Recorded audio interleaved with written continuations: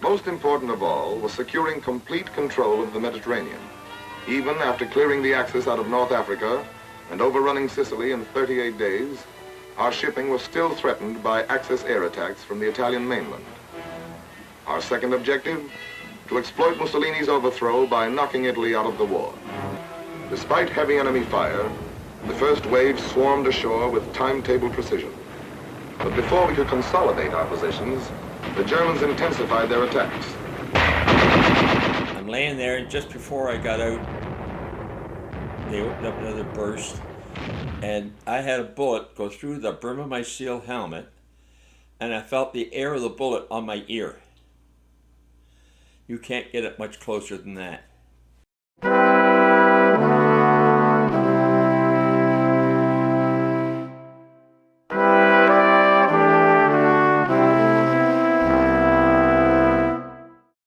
Born November 19th, 1921, in East York, Ontario, Ken May, at the age of 100, shares his experiences in the war, traveling to Italy, almost losing his arm due to a bullet wound, and his journey coming home to Canada. So I tried to get in the Air Force. I didn't want to go in the Navy because water's too deep and I'm not a swimmer. So anyway, I went to the Air Force and I was turned down. And so with this letter, I went to the Army. And I guess you're not familiar with the old horse palace at the exhibition grounds. Well, that's where we lived for about a month. And the horse smell was still in the building. Oh. They cleaned it, but you couldn't get rid of that smell. Oh, so anyway, to make a long story short, that's where I joined up, and then we went to Kitchener, the camp up there. It was beautiful. We got moved to Ipperwash. Now, Ipperwash wasn't even finished at that time, so we had to do a lot of construction work in the camp to get it ready for us to do training. But anyway, finally we got back down to training, and somehow or other I got connected with the 6-pounder gun, which is, how can I put it? Well, a support company. Like, we weren't artillery, but we had the biggest guns in the infantry. And it was classified as support company.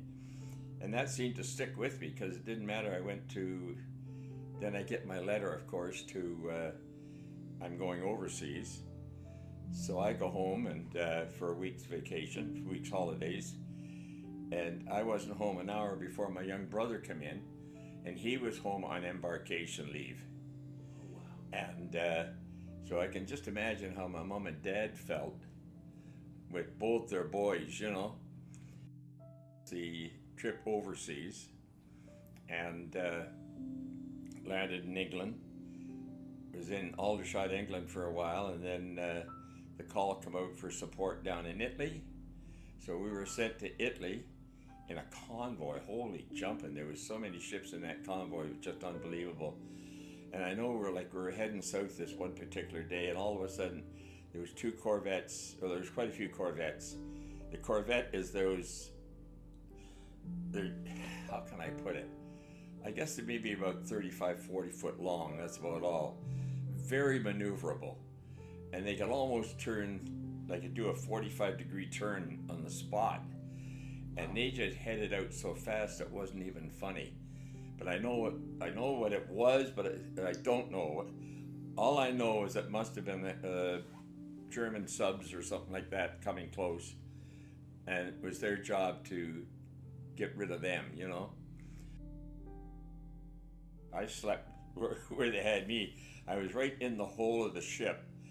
As a matter of fact, I was here, the ship, the drive shaft for the ship was right beside me, and it just vibrated. How did you sleep? Very carefully. You knew something was wrong because the ship would be going, well, first of all, it was full speed ahead. And then it'd go at so many seconds, and then it would make a turn. And then so many seconds that way again, and then it would turn the other way. and it was just zigzag, you know.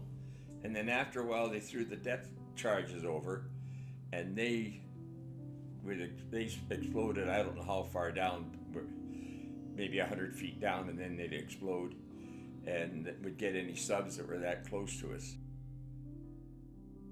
And right after that, it kind of died down, and we finished our trip to England, kind of normal, you might say. Within the first week, I can't remember exactly which day it was, but I had to go to the chaplain's tent. They had big marquees for tents, you know.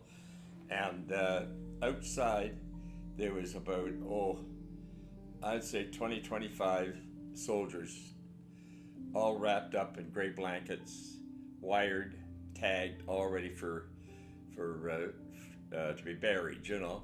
But they would put 4 or 5 across one way, and then 4 or 5 across the next way. They were piled up this high, and I'm thinking to myself, well, I guess I'm here to replace one of those poor guys, you know. So we got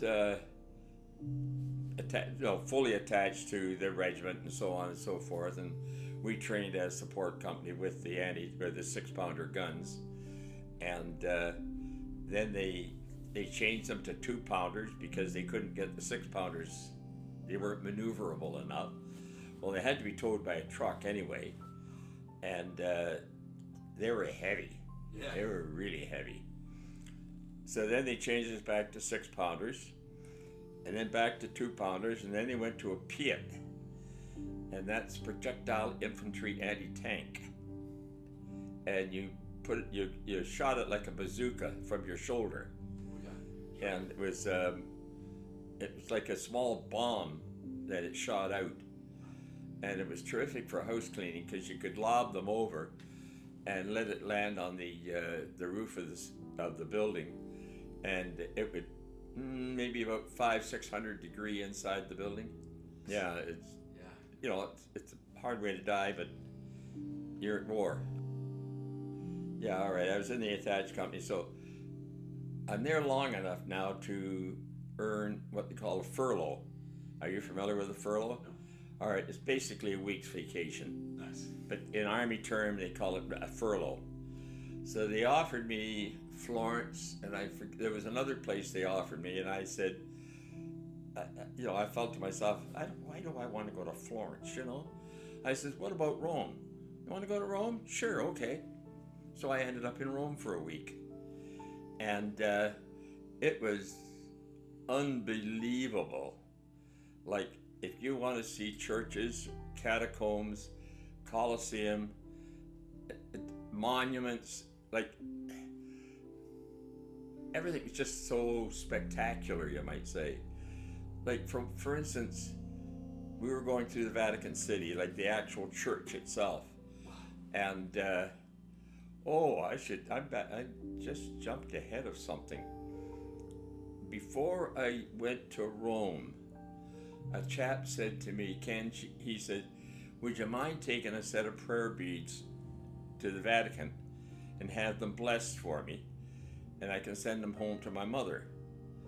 Well, I can imagine, I don't know what nationality you are, it doesn't matter, but I'm Protestant, so I had no idea what I was doing.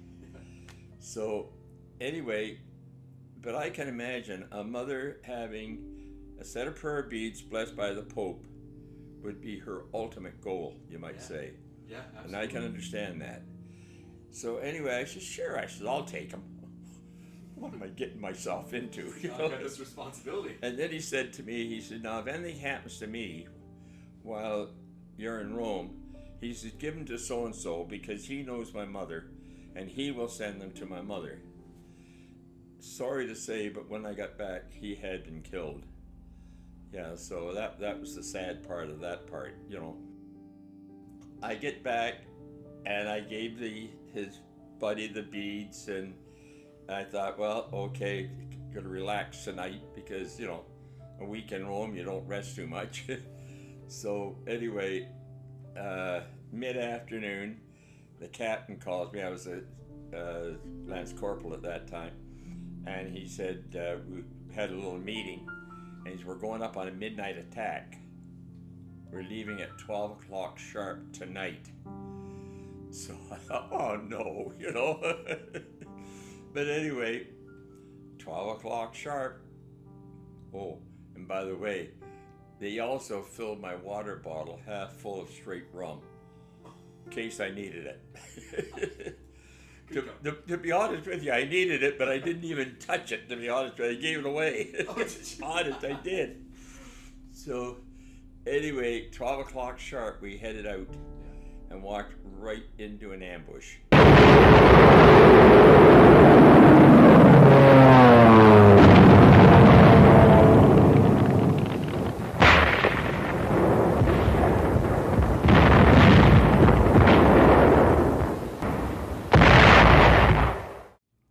And the whole lead platoon were killed. They didn't even know what hit them. And then I was behind company headquarters, who was behind the lead platoon. And I never did find out exactly what happened with company headquarters. And my first Piat crew, the whole three of them were killed. And as a matter of fact, this one guy, he was kind of a smart aleck type guy anyway, but anyway, he was one of my Piat crews. And he said, Ken, where's your gun? I want to fire back. I said, stay down. I said, you know, it was just coming fast and furious. I said, you stay down because if you get up, you're going to get shot. No, nothing would do. So he grabbed my gun. I wasn't going to fight with him because they were coming right over me. And he no sooner got up and a whole burst of bullets went right through him. I could see when a bullet comes out of you, it will kind of push your jacket out like a puff, and then the bullet will go through. And that's how you know. That's how I knew that he was shot that way, you know. So then that was the first three were killed. My second Piat crew, the whole three of them got out okay. And then the first three in the next platoon were killed. And it was just killed and wounded all the way back. They just dissolved the whole company that night. That was the end of it. At this point, it started to die down a little bit, and I managed to get out of the ditch where we were, and I started crawling back. And this is going to sound stupid to you, but it's the truth, so help me. And I'm crawling as far as I could crawl, and then oh yeah, one of my fellows, one of my first Piat crew, he was there, but I knew he was shot up because he could hardly talk and he could hardly move. So, you know, he said, Ken, can you help me? I said, sure. So here I am with 7 bullets in me, or not in me, but gone through me. We'll get to that in a second. And so I pulled him as far as I could pull him, and he just collapsed. And I knew from the way he kind of dropped that was it for him, you know. The first one went through my leg, in the front and out the back, and never hit a bone or a cord or anything. So lucky. Oh my gosh. Very lucky. Well, to start off with, I tell you, I had a lot of people praying for me. And believe me, they were sincere. They weren't just, they were real, true Christians, you know? Free Methodist Christians. So anyway, that was fine. I'm laying there, trying to wait for a break to get out. And then 2 went through my arm. It took the radius right out of it. There's where one went through, and then the other one here. And one just nicked my elbow. And I shake my hand. I thought you know how your hand will go dead if your arm's laying over something? Well, it was. And I shook my hand. It was going the opposite way to what I thought it should go. So I thought, oh, nuts. And then I looked, and I could see the blood on my jacket, you know. So I thought, well, so long ways from my heart. Honest. That's exactly what I thought. So I'm laying there, waiting for it to quieten down a bit. And I got one in my hip, one up my spine and one in the shoulder. And so I went like so, and well, so long ways from my heart. That's I for some reason or other, that's all I could think of. It's a long ways from my heart. I'm okay, But anyway, so much happened. I crawled as far as I could crawl. I couldn't crawl any farther, so I got up and walked. I say walked. I staggered, believe me. And then two fellows saw me, and they asked me where I was going. Well, I was going one way, and they said, "No, you're not. You're coming with us." And they took me to the advanced dressing station. So I'm laying there on the table, and they're cutting the clothes off me and one thing and another. And I said, what about this? But back, and so on. And I'll never forget what the chap said to me. He's, "Oh, to hell with you." He says, "There's too much wrong with you." How do you feel? How would you feel? What do I do now? Yeah, that's exactly right. What do I do? So, to make a long story short, he had called for a carrier to come and get me, to take me to an advanced hospital rather than just a barn that we were in, Yeah. So anyway, it wasn't too long before the carrier came, and then I recognized the guy that was driving the carrier, so that kind of helped a little bit, And I don't know whether you're familiar with a carrier or not, but it's like a tank, and it's about, I'd say, maybe 4 feet high, and it's full track all the way around, one on each side, of course, and your driver sits in a hole at the front. I'm strapped to the very top of it, which is perfectly flat, and I'm strapped up there. And I'm thinking to myself, I hope there's nobody going to fire at me, because I was an open target at that time, So anyway, everything was fine. We got back to the hospital, and then the next thing I remember was there was 3 doctors at the foot of my bed. 2 of them wanted to cut my hand off, and because it was just flopping there anyway, and the 3rd one wanted to save it. Fortunately, I did find out later that the chap was just new to the front, and I got a funny feeling they more like, "Okay, smarty, go for it," Just try, I guess. Try, yeah. So anyway, he got my hand and put it in the cast. Now at that time it was pointing down, like that way. Okay. And so, I had no idea what was going to go on. And so after I come home, I went into East General Hospital, which is Michael something now. It's not East General anymore. But anyway, there was a flight lieutenant from the Air Force there, a doctor, and what he did, all right, there's I saw the x-rays on this, so I know, like, there's the ulna coming down there. Now the radius comes down and turns your arm. The ulna is stationary. It's the radius that turns your arm. And if this was undone, I can show you what I mean. Like, there's the loose end of the radius moving there now. But that's from there to there wasn't a piece as large as your little fingernail. The bone was completely shattered. My Army life is concerned, that just about finished it, because it just about covers everything, Yeah. Except a few years ago, I'd say a few years ago, maybe 20, something like that, I'm out in Vancouver and visiting my daughter, and I said to her this one night, I said, "Linda, where's your telephone book?" I said, "There's something, I want to look up a doctor." Because I remembered that he said he was from Vancouver. So anyway, she gets to the telephone book, and sure enough, Ganshorn, Dr. Ganshorn, there it was. Now here's the crazy part of it, and I could hardly believe it. under every doctor on that page, there was business and then residence. So I called him up. This was in the evening, so I called him up at home. And it didn't take too long of talking.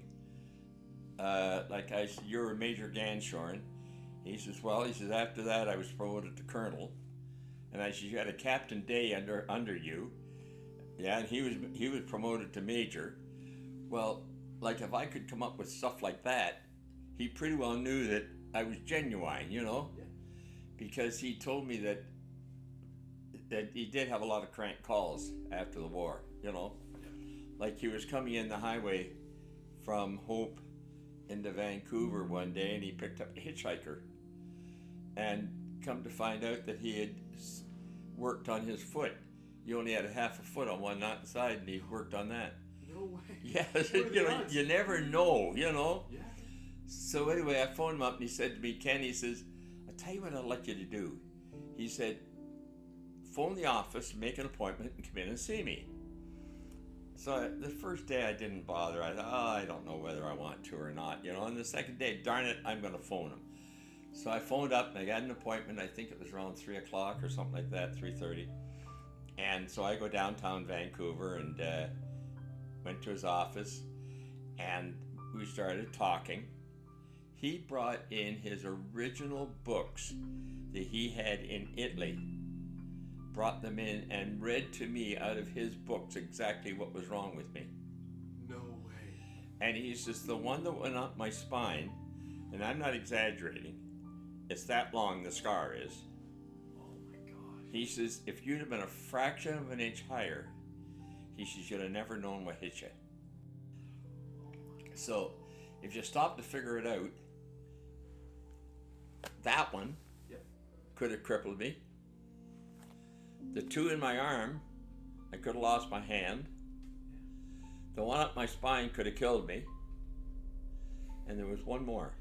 I'm laying there, and just before I got out, they opened up another burst, and I had a bullet go through the brim of my steel helmet, and I felt the air of the bullet on my ear.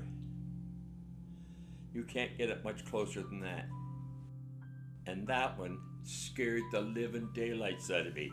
And I'm not ashamed to say it either, because, you know, it's just one of those things. You can't help, like, here I am in a cast, and this, I'll give them credit one thing. They put a board on here, like this, and I had no trouble holding my hand up one way or the other. It was just that way, you know? And it was so convenient, you might say. Yeah.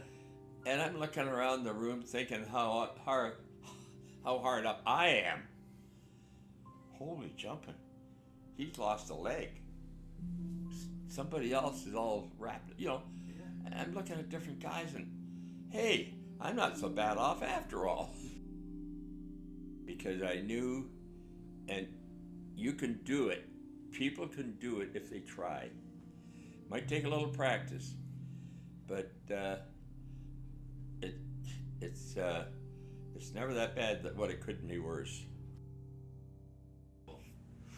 He turned 100 years young because he's not old. Well, you know, when my mother was 98, 99, Mom would say to me, you know, Ken, I think I'm getting old. Mom, I'd say, you're not old till you hit 100. Honest, that was my religion.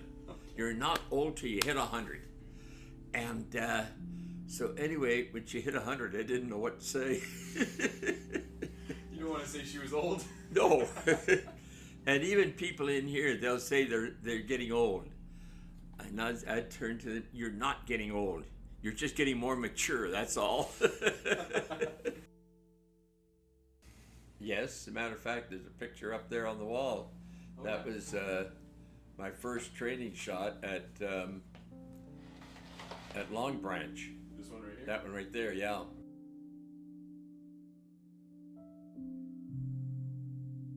And that's me when I come home from overseas.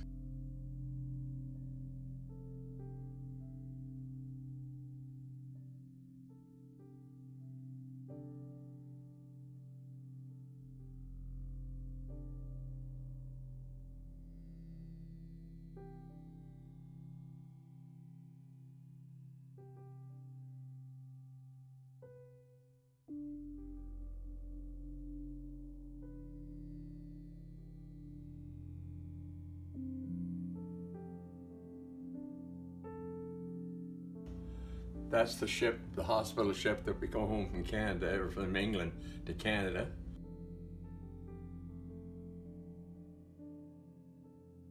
Wow. That's my pay book. And as I put in my other book, this is before and this is after.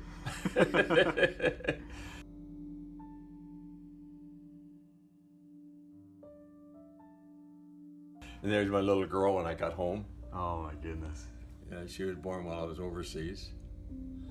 And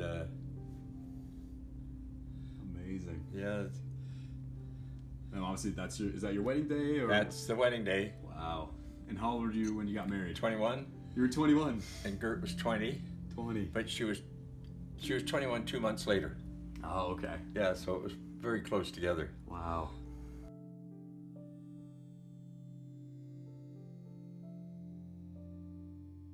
Both the same. Okay. So what is your one message for future generations? Stay positive and think positive. Otherwise, you start getting negative, and you'll end up being negative. Wonderful. That's been my theory for years. So, Awesome. what can I say? That's perfect. I appreciate that. And this was all you. Well, I had a lot to do with it. I've taken most of those pictures. That's amazing. Wonderful.